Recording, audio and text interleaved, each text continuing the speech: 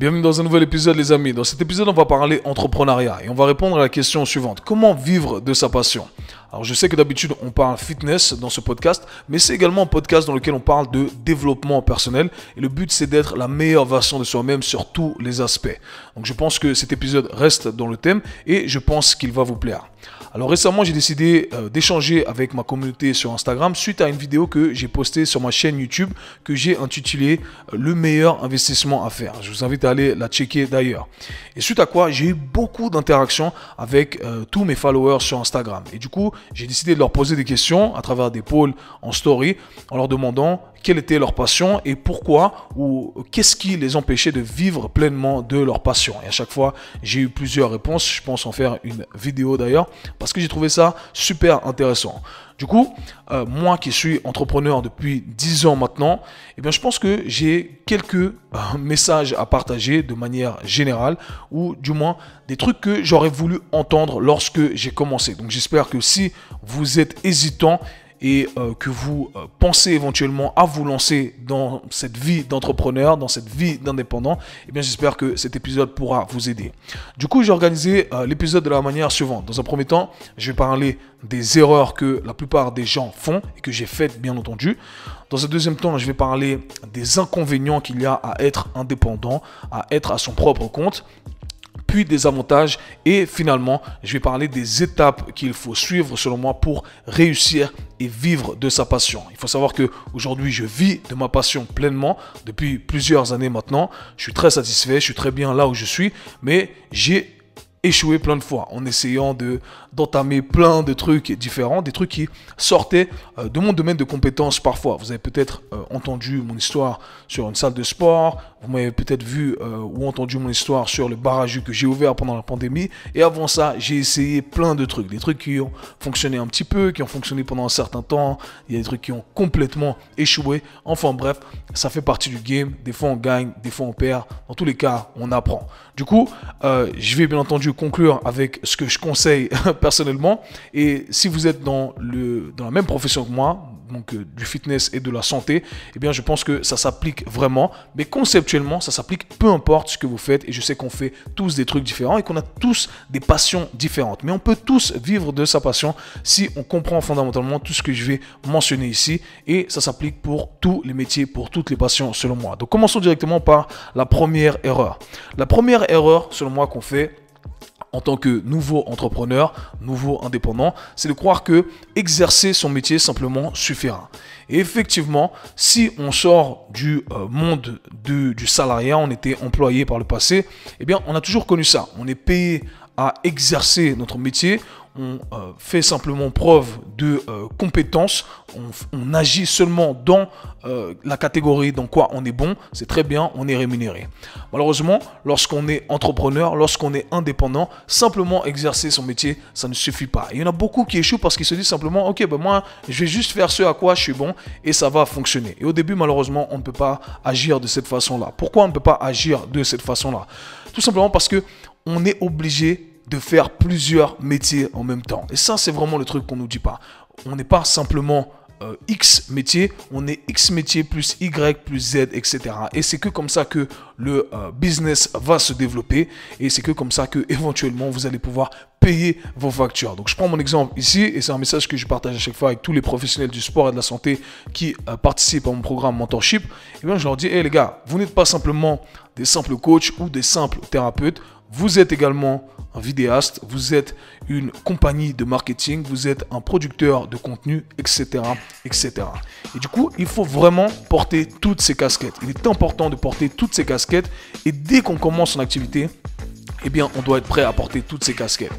Et le fait d'être prêt, c'est difficile parce qu'il y a plein de trucs qu'on ne sait pas faire. Donc, on doit apprendre sur le tas, on doit se former, bien entendu, pas de la même façon ou pas avec la même intensité que ce à quoi on est bon, mais il y a quand même un certain niveau de compétences à acquérir. Donc, moi, j'ai dû apprendre à faire du contenu sur les réseaux, à utiliser des programmes vidéo, à utiliser des programmes pour le son, etc., etc. Donc, il y a plein de trucs à apprendre, bien entendu, la vente, etc.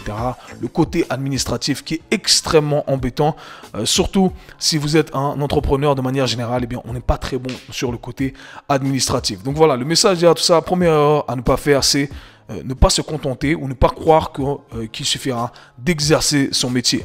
La deuxième erreur, selon moi, c'est que on entend ça partout et ça me fait halluciner à chaque fois que j'entends, c'est de croire qu'on n'aura pas de patron. Okay? Souvent, on va entendre les entrepreneurs, les faux entrepreneurs du net vous dire « Ouais, travaillez pour vous, vous n'aurez plus de patron, je ne veux pas travailler pour un patron. » Et ça, c'est une idée qui est complètement fausse, une idée qui est complètement erronée du monde de l'entrepreneuriat et des gens qui décident de se lancer à leur propre compte ou de lancer une entreprise.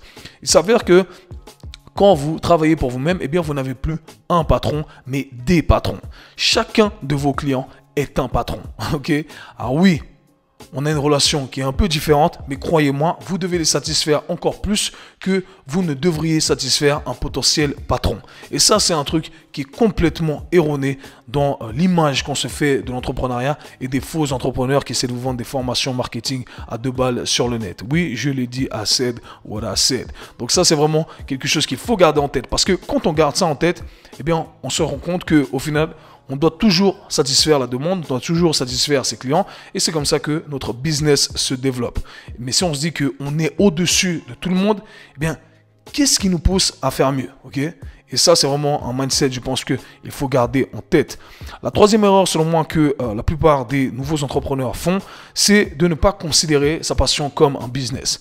Et ça, c'est vraiment une erreur qu'on fait, surtout quand notre passion consiste à partager avec les gens ou aider les gens à devenir des meilleures versions d'eux-mêmes. Parce que, il faut dire la vérité, on le fait de bon cœur. Moi, je pense que tous les professionnels du sport et de la santé qui le font vraiment par passion, eh bien, ils se lancent dans ce métier parce qu'ils veulent sincèrement aider les gens. Ils ont vu que le fitness, par exemple, avait changé leur vie. Donc, ils se disent, waouh, ça a tellement changé ma vie que je peux changer la vie des autres. Et du coup, on oublie le côté business derrière. Et malheureusement, tout est un business dans la vie, on est obligé, c'est comme ça que notre société capitaliste fonctionne et c'est comme ça qu'on peut réussir éventuellement. Et si on ne fait pas vraiment cette distinction entre, ou plutôt cette association qu'on doit faire, d'accord? Dans un premier temps, on doit distinguer les deux pour ensuite les associer, eh bien je pense qu'on ne peut pas réussir dans peu importe ce qu'on entame, ok?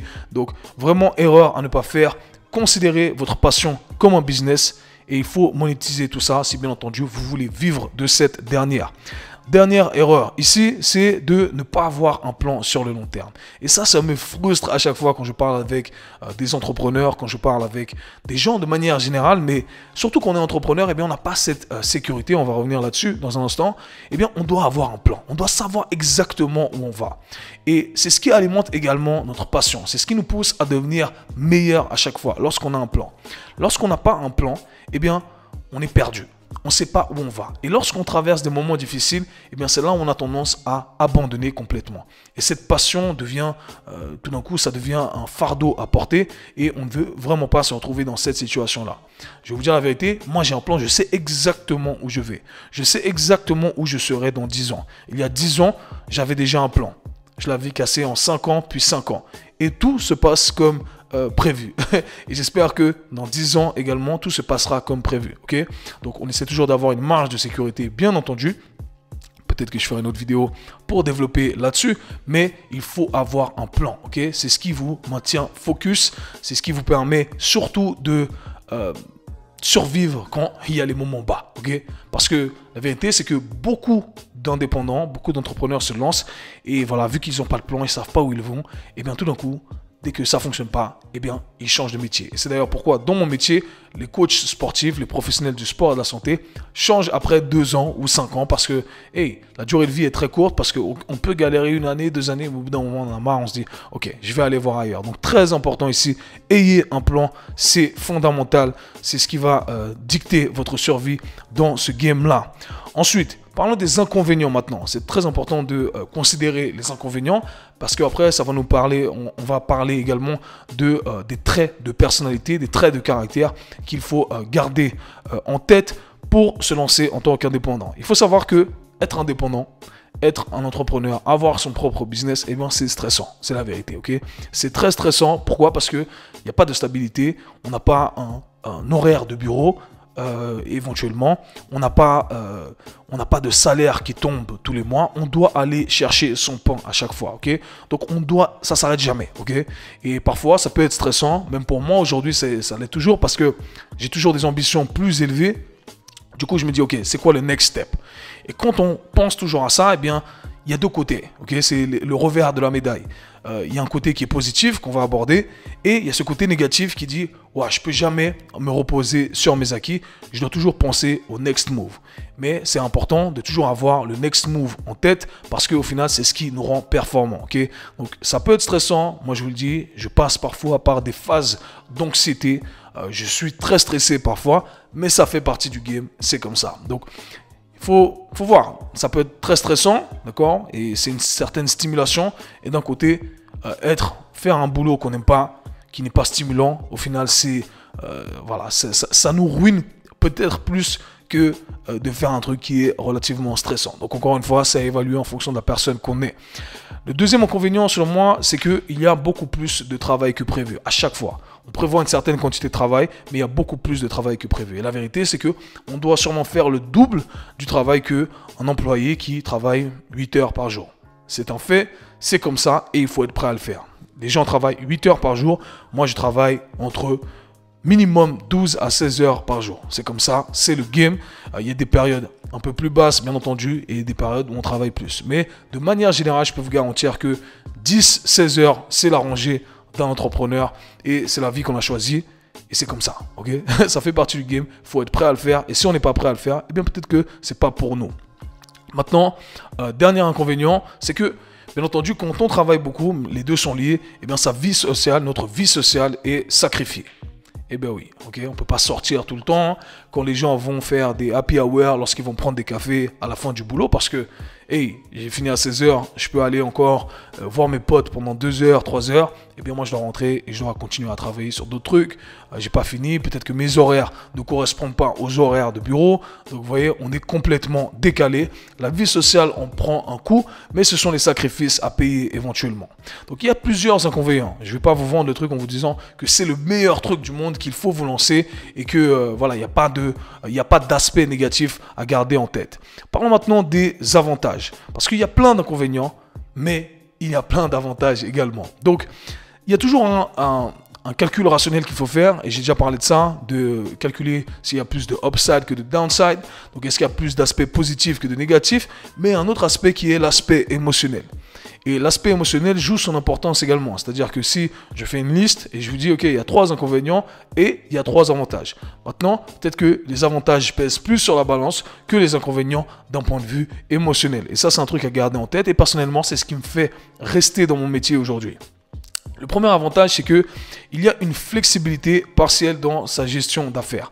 Mais ça ne vient que plus tard, ok? Ça ne vient que plus tard. Pourquoi? Parce qu'au début, eh bien, on ne peut pas choisir. On ne peut pas choisir ses horaires. En l'occurrence, si vous êtes vous exercez mon métier, eh bien, on a un client, on se plie un peu à l'horaire de son client. Et voilà, c'est comme ça que ça fonctionne. Mais plus on avance, plus on est installé, plus on a incorporé notre routine avec nos clients, avec les tâches qu'on a à accomplir, eh bien, on peut créer vraiment une certaine flexibilité dans notre gestion du temps, dans notre gestion d'affaires, dans les rendez-vous qu'on a en présentiel, etc., etc. Donc ça, c'est un truc qui est plutôt cool et qui n'est pas donné dans la plupart des métiers qu'on doit faire en présentiel parce que, bien entendu, le patron doit vous voir, vous devez travailler de 9 à 5, etc. Vous avez peut-être une certaine flexibilité de 1 heure à 2 heures, mais ce n'est pas exactement la même chose. Okay? Donc cette flexibilité, c'est quelque chose qu'il faut prendre en considération. Surtout aujourd'hui, dans le monde dans lequel on est, où on peut travailler depuis n'importe où, si on a un business en ligne, eh bien ça c'est une flexibilité en plus et on n'a pas de compte à donner à qui que ce soit. Donc ça c'est un aspect qui est positif, je dirais, mais qui ne vient pas tout de suite. Maintenant, si le plan a été bien fait, le deuxième avantage, eh bien, c'est que les retours sont exponentiels. Et ça, c'est un truc sur lequel j'aimerais m'attarder un peu plus. C'est très dur dans ce monde d'entrepreneurs, d'indépendants, de gens qui se lancent dans leur business, de rester focalisé pendant longtemps. Pourquoi? Parce que c'est un investissement qui ne donne pas de retour sur investissement directement. Ça prend du temps, d'accord? On doit poser la fondation, on doit poser brique par brique. Et au début, ça ressemble à rien. On a posé plusieurs briques, ça ressemble même pas à un mur. Mais petit à petit, avec le temps, eh bien, on a construit une belle maison. Ok, c'est simplement une métaphore ici pour vous dire que sur la durée, eh bien, si on est patient et qu'on continue et qu'on ne s'arrête pas, eh bien les retours sur investissement vont être exponentiels. Au début, on ne voit rien, et tout d'un coup, pam, ça explose. Et je suis persuadé qu'aujourd'hui, peu importe votre passion, peu importe ce que vous désirez faire, eh bien je suis persuadé que vous pouvez vivre de votre passion à condition de travailler plus dur que les autres et de poser une brique à la fois et le faire de manière constante, ça sur plusieurs années, ça sur le long terme, et je suis persuadé que ça paye. J'ai vu personne qui m'a dit j'ai tout donné et ça n'a pas fonctionné. J'ai vu personne dire ça sur la durée. Ah oui, il y en a qui disent j'ai tout donné, oui, mais tu as tout donné pendant un mois. Ok, ça c'est pas tout donné. Donne tout pendant plusieurs années et ça paye à chaque fois. Dernier avantage selon moi, c'est que, et ça c'est sûrement le plus important, c'est que vivre de sa passion, c'est extrêmement satisfaisant. Et ça rapporte un amour, une paix intérieure qui est extraordinaire. Comme je vous l'ai dit, moi aujourd'hui, ça serait une torture pour moi d'être assis derrière un bureau ou faire quelque chose que je n'aime pas faire. Ça serait une torture. Aujourd'hui, je sais que parfois, je vais entraîner quelqu'un, je dois entamer un projet, je dois faire un truc, etc. C'est vrai, je suis fatigué. Peut-être j'ai pas envie de le faire. Peut-être que j'en ai marre des fois. Mais à chaque fois que j'entame le truc, ou que je le termine éventuellement, ça dépend dans quelle phase on se trouve, et bien je me dis, waouh, franchement j'ai de la chance. Je kiffe vraiment ce que je fais. Et franchement, ça apporte une paix intérieure qui est inégalable. Et c'est pour ça d'ailleurs que vous allez entendre plein de gens vous dire, hey, moi peut-être que je ne gagne pas autant qu'avant, mais je vis de ma passion et je suis complètement épanoui. C'est d'ailleurs pourquoi vous allez entendre des histoires, c'est réel, j'ai rencontré plein de gens comme ça, qui ont tout quitté, qui travaillaient qui avaient des très bons postes dans des banques, etc. Et sont partis sur une île, ils ont ouvert un bar au bord de la plage, ils se contentent de vivre une vie très simpliste et ils sont extrêmement heureux. Okay, donc vous voyez que le bonheur est dans les choses simples au final, et je pense que ce dicton est plus ou moins vrai en fonction de qui on est. Donc ça c'est très important à garder en tête, et moi c'est un truc que j'apprécie énormément. Franchement, plein de fois j'ai transitionné entre en ligne uniquement, en présentiel, où j'ai diminué de manière conséquente les entraînements en présentiel avec mes clients, et il s'avère qu'à chaque fois je reviens à ces entraînements en présentiel tout simplement parce que je kiffe. J'aime entraîner les gens en face à face, j'aime ce contact humain, j'aime voir les gains, les résultats avec mes clients en face à face. Ça m'apporte beaucoup plus que de les voir en ligne, ça m'apporte beaucoup plus que les gains en termes de finances potentielles que je pourrais avoir sur d'autres sources de revenus que je pourrais créer. Okay, donc ça c'est vraiment intéressant et c'est un truc que je kiffe, et je pense que c'est vraiment un truc qui n'est pas à prendre à la légère.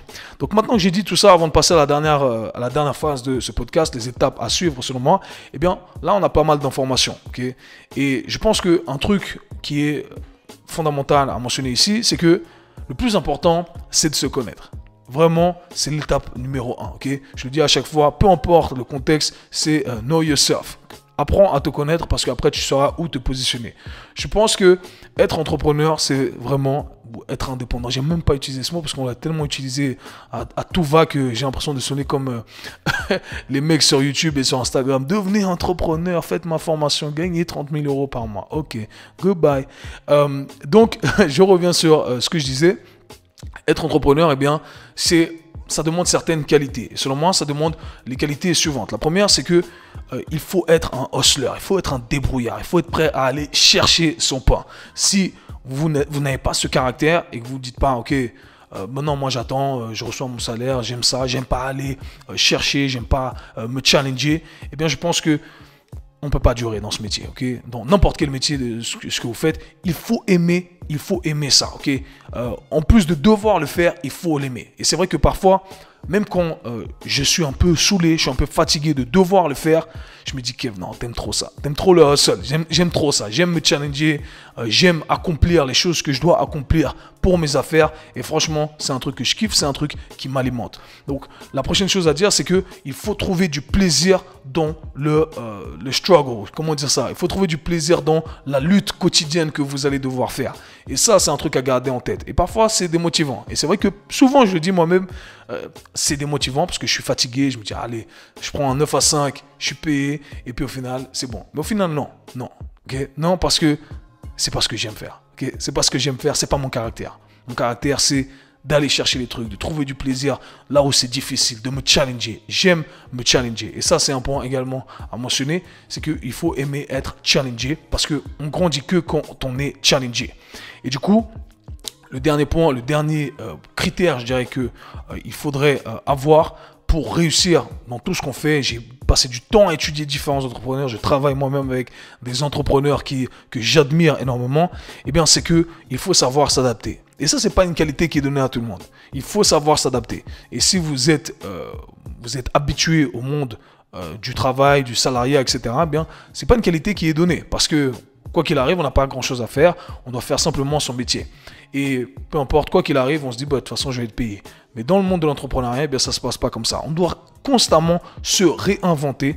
On doit constamment réinventer son business, réajuster son business, réajuster ses prestations. Et ça, c'est un truc qu'il faut développer. Ok, savoir gérer tout ça, eh bien, franchement, c'est, je pense, peut-être la qualité numéro 2 après être un hustler, après être un débrouillard pour qu'on puisse réussir. Et moi, je trouve que c'est très stimulant. C'est très stimulant tout ça. J'ai parlé des inconvénients, des avantages, etc. Mais au final, c'est très stimulant quand on est dedans et qu'on a les qualités pour le faire parce que on est obligé à chaque fois de devenir une meilleure version de nous-mêmes.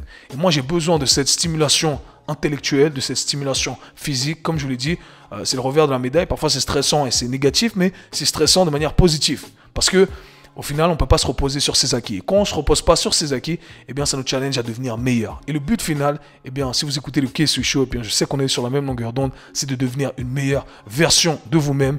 Et ça, franchement, c'est la clé du succès, selon moi. Donc maintenant, je vous dis ici les étapes à suivre pour réussir, peu importe le domaine, selon moi. Dans un premier temps, étape très importante, c'est de devenir un créateur et un analyste et pas simplement un consommateur. Alors qu'est-ce que j'entends par ça? Je pense que la plupart d'entre nous passons énormément de temps à écouter, à regarder plein de vidéos, à faire plein de trucs et au final on finit que par consommer. Et c'est un peu mon discours derrière mes Mindset Mondays où je parle un peu de mes réflexions sur comment j'améliore ma compréhension du monde et je dis à chaque fois que la motivation c'est du bullshit et que la plupart des gens passent plus de temps à regarder des vidéos de motivation que de faire des trucs motivants. Et mon message derrière tout ça c'est hey, ici là, la prochaine étape à suivre, c'est de faire des trucs motivants et d'arrêter de regarder 1000 vidéos de motivation. Ok, on en a regardé une, c'est cool. Maintenant, on fait le truc motivant. Et c'est ce ratio-là, je pense que qu'il faut changer lorsque on va sur une nouvelle plateforme, qu'on va sur les réseaux. Et bien, on n'est pas simplement en train de consommer le contenu comme ça, comme quelqu'un qui s'est fait laver le cerveau. On analyse, on se dit ok, ça c'est bien, je vois ce que cette personne est en train de faire, ça fonctionne, comment je peux implémenter ça dans mon business, dans mes affaires, etc. Et je pense que ça c'est un travail fondamental à faire pour tout entrepreneur. Ok, donc le message aussi derrière tout ça, c'est aller analyser ce que les meilleurs dans votre domaine font. Apprenez de ce qu'ils font, d'accord, et ajustez le tout à votre propre sauce. Je pense que c'est la recette magique. Deuxième étape à suivre, trouver un mentor. Très important, trouver un mentor. Je le répète à chaque fois. J'ai décidé de trouver des mentors dans tous les trucs que j'ai entamés. J'ai lu ce livre qui s'appelle Mastery de Robert Greene. Et en gros, il explique le fait que justement, le meilleur investissement qu'on puisse faire, c'est d'investir dans des mentors. Tout simplement parce que ça nous permet d'éviter toutes les erreurs qu'ils ont fait. Ça nous permet d'en apprendre plus. Parce que, en général, qu'est-ce qui se passe? Ce qu'il faut comprendre, c'est que, en général, on apprend la théorie, on connaît tous la même théorie. Mais dans la pratique, ce n'est pas la même chose. Okay? C'est totalement différent sur la pratique et on fait énormément d'erreurs. Et moi, je suis un grand fan d'apprendre via négative, c'est-à-dire qu'on enlève les trucs qu'il ne faut pas faire. Okay? Et ça, comment on peut enlever les trucs qu'il ne faut pas faire? Eh bien, on peut que l'apprendre de ceux qui ont fait les trucs qu'il ne faut pas faire. On peut que apprendre de ceux qui ont fait des erreurs. Et petit à petit, eh bien, on arrive à apprendre de ceux qui font les trucs justes et de ceux qui ont fait les trucs faux. Et par conséquent, on se dirige dans la bonne voie, sur la bonne voie et on apprend plein de petits tips, on apprend plein de petites astuces et de cette façon-là, eh bien, on se dirige du point A au point B beaucoup plus rapidement. Pour mon histoire personnelle, j'ai eu énormément de bons mentors à certains niveaux, d'accord. Il y a des échelles de mentor, ensuite il y a petit mentor dans un domaine bien spécifique et j'en ai énormément appris. Alors j'ai dû développer plein de trucs par moi-même et c'est pour ça qu'aujourd'hui j'ai décidé de moi-même lancer un programme mentorship pour tous les professionnels du sport et de la santé dans lequel je partage tout ce que j'ai appris. Et si j'avais eu ce programme-là, eh bien entendu, laisse tomber. J'aurais sauté 1000 étapes et j'aurais été aujourd'hui à un autre niveau. Et je le vois aujourd'hui, je fais un petit shameless plug parce que les inscriptions sont ouvertes. Bien entendu, ceux qui ont fait la première vague me disent qu'ils ont doublé, triplé, quadruplé leurs revenus et ils ont déjà remboursé leur investissement. Si j'avais eu ces informations-là à l'âge de 22 ans, 20 ans, quand j'ai commencé ma carrière en tant que coach sportif, j'aurais été à un autre niveau. Donc franchement, aujourd'hui, encore une fois, c'est cette paix intérieure de savoir que je fais un truc bien pour le monde, pour le peuple et que ça donne des résultats. Et ça, franchement, c'est un truc que vous allez adorer le jour où vous allez commencer à vivre de votre passion, si ce n'est pas encore le cas. Dernière étape à suivre, eh bien, c'est qu'il faut exécuter. Je le répète à chaque fois, exécutez, faites les trucs. C'est bien d'apprendre, etc. Mais il faut exécuter en gardant en tête les erreurs qu'il ne faut pas commettre. Et ça, c'est très important. Ne commencez pas demain, commencez hier. C'est mon dicton favori, ok? Parce que souvent, on croit qu'il y a plein de trucs à accumuler. Non, je ne suis pas encore prêt, j'ai encore ça à apprendre, j'ai encore ci à faire. Ma lumière n'est pas bonne, ma caméra n'est pas exactement bonne. On n'apprend que en faisant, ok? Il faut faire et ajuster plus on fait. C'est comme ça que ça fonctionne. Plus on fait, plus on devient meilleur à faire. Donc, mon message derrière tout ça, c'est faites. Exécuter, c'est le seul moyen de réussir. Donc voilà les amis, c'était mon petit message pour ce podcast d'aujourd'hui suite à nos conversations sur Instagram. J'espère qu'il vous plaira, j'espère que vous allez pouvoir exécuter, c'est le plus important. Et je vous souhaite vraiment de vivre de votre passion parce que c'est extraordinaire. Dans tous les cas les amis, nous on se parle très bientôt. Peace.